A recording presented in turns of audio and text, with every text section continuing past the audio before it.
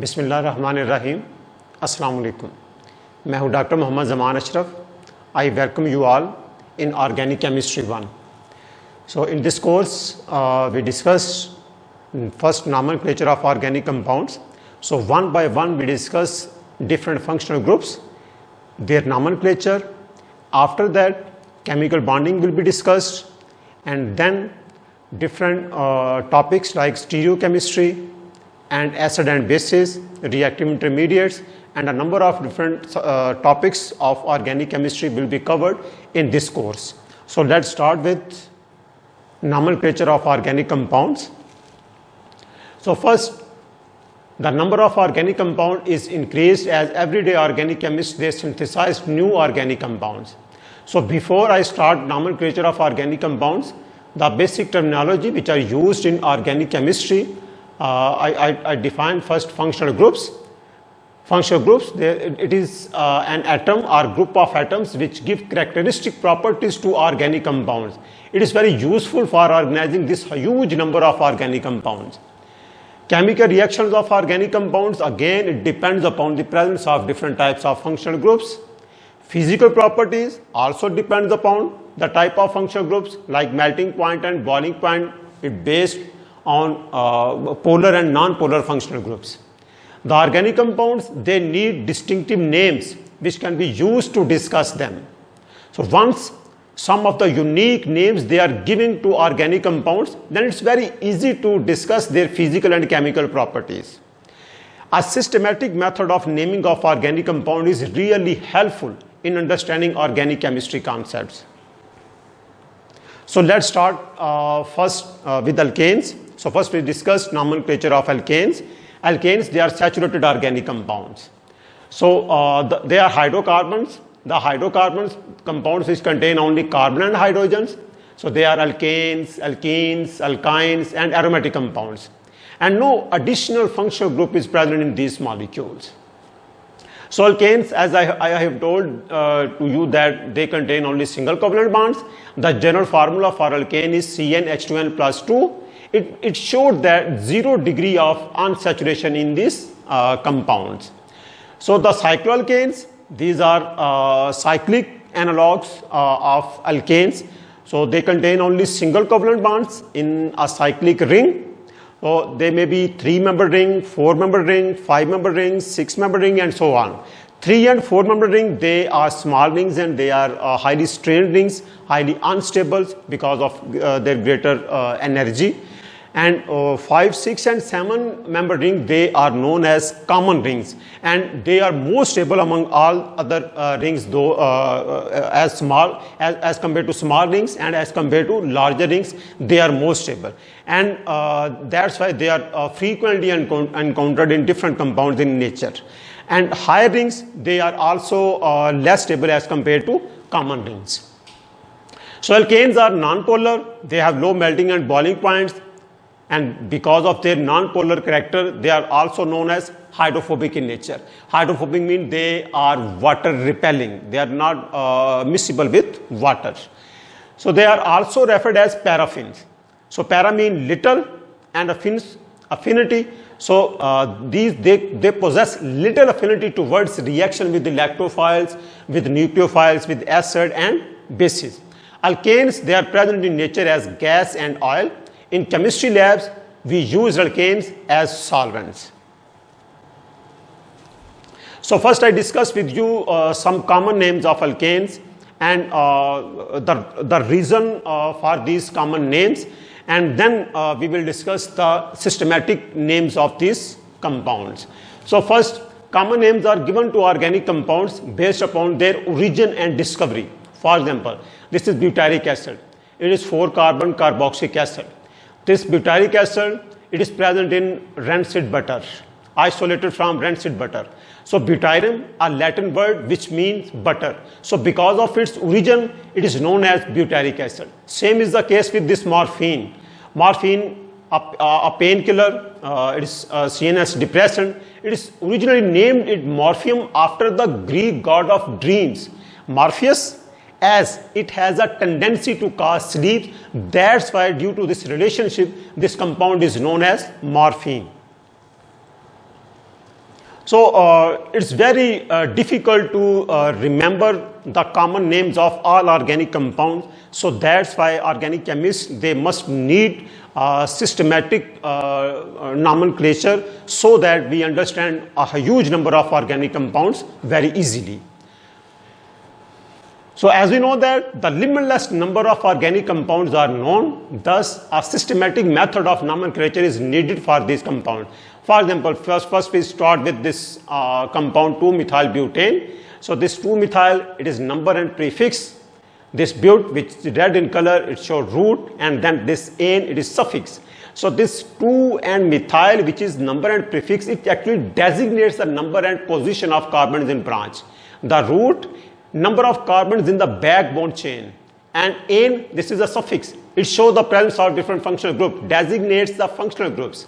So IUPAC rules: first, select the longest continuous carbon chain. The number of carbons determines the parent alkane root. For example, here you can see that if you select the longest continuous chain, so 1, 2, 3, 4, 5, 6, hex is the root. So this compound is hexane. So here we have one substituent at this molecule. So if two chains have equal length, then select that which is more substituted.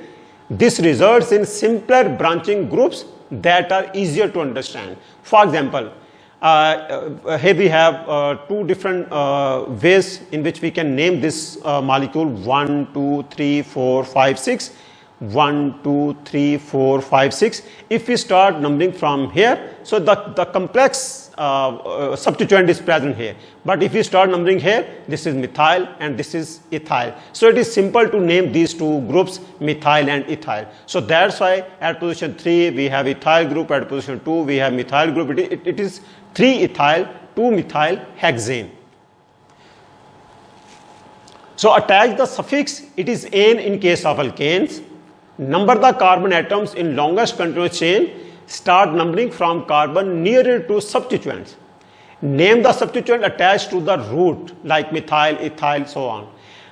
Arrange the name as a single word as number, groups, root, suffix. So it is a one name. For example, here we have number, and then we have groups, then we have root, and then we have suffix. Hyphen is used to separate number from name. For example, it will be 2,3-dimethylhexane. We have 6 carbon and 2 substituents. Here we have 3 substituent and 6 carbon. It will be 2,2,5-trimethylhexane. So let's discuss some more example. It will be 4-ethyl-2,5,7-trimethylaloctane, because we have a longest continuous chain of 8 carbons and we have substituent at 2, 4, 5 and 7. At position 2, 5 and 7 we have 3 methyl groups, so that's why trimethyl, and at position 4 we have ethyl group, so that's why it will be 4-ethyl. So ethyl, it will give preference to methyl. So it will be 1, 2, 3, 4, 5, 6, 6 carbon hexane. So name of this compound is 3-methylhexane. So let's try to name these two compounds. So name is 3-ethyl-2,5-dimethylhexane. We have 6 carbon, total 6 carbon here. So here we have 3-ethyl-2,6-dimethylheptane. 1, 2, 3, 4, 5, 6, 7. 7 carbon, heptane. So here we have 2 methyl groups and 1 ethyl group. So a brief discussion about alkyl group, how alkyl group is derived. So what different types of alkyl groups are possible. So alkyl group, they are derived from alkane by the removal of one of the hydrogen from alkane. For example, if we have methane. So if you remove one hydrogen from methane, it will gives us CH3. So CH3 is derived from methane. That's why it is referred as methyl. And when one of the hydrogen is removed from ethane, it will gives us ethyl. And from propane, it will gives us propyl.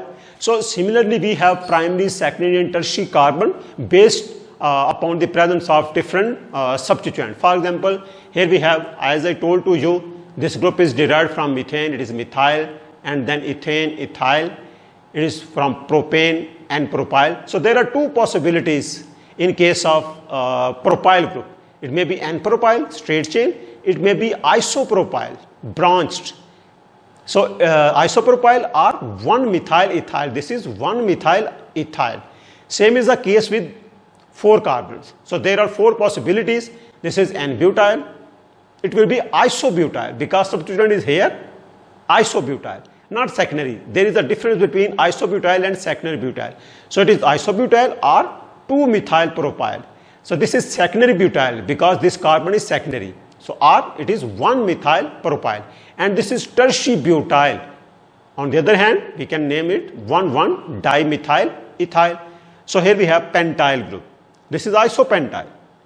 Either branching here or here, isopentyl. This is neopentyl.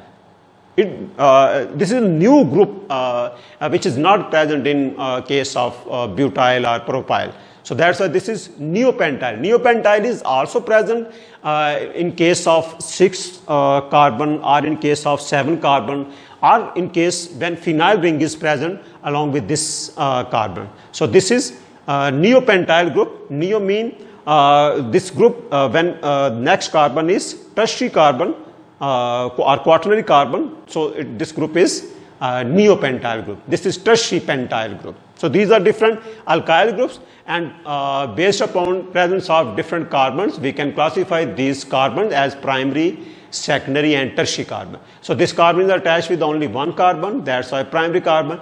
This carbon also attached with 1 carbon, this primary carbon. Both these carbons, they are attached with only 1 carbon, that's why they are primary carbon. So in this case, this carbon is linked with 2 more carbons, that's why this is secondary, and in this case 3 carbons are attached with this carbon. So that's why it is known as tertiary carbon. So priority of groups is given alphabetically. Ethyl is given priority over methyl, so comes first. Now based upon the presence of different functional group like halogens or hydroxyl, these organic compounds, they can be classified as primary, secondary, tertiary alkyl halides or primary, secondary, tertiary alcohols.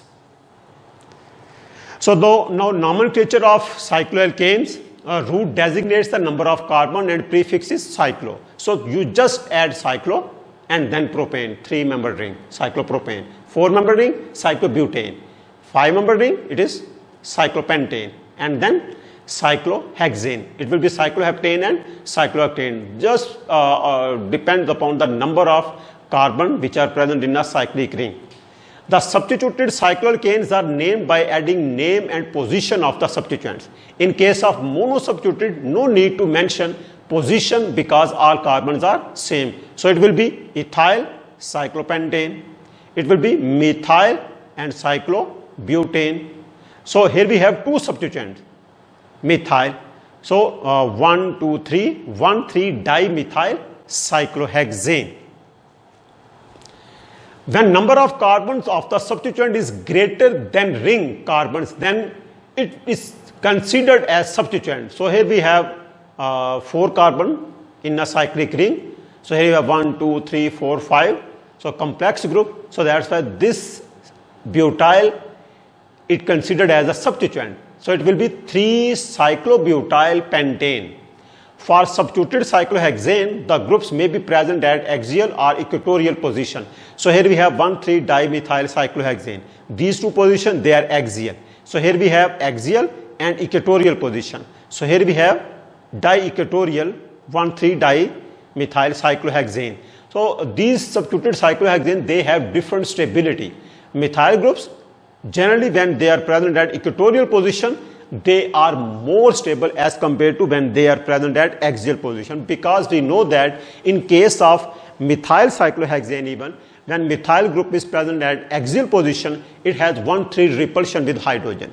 So this repulsion increases and energy, strain is increased and stability is decreased. So when these methyl groups, they are present at equatorial position, so such repulsion is decreased or minimized.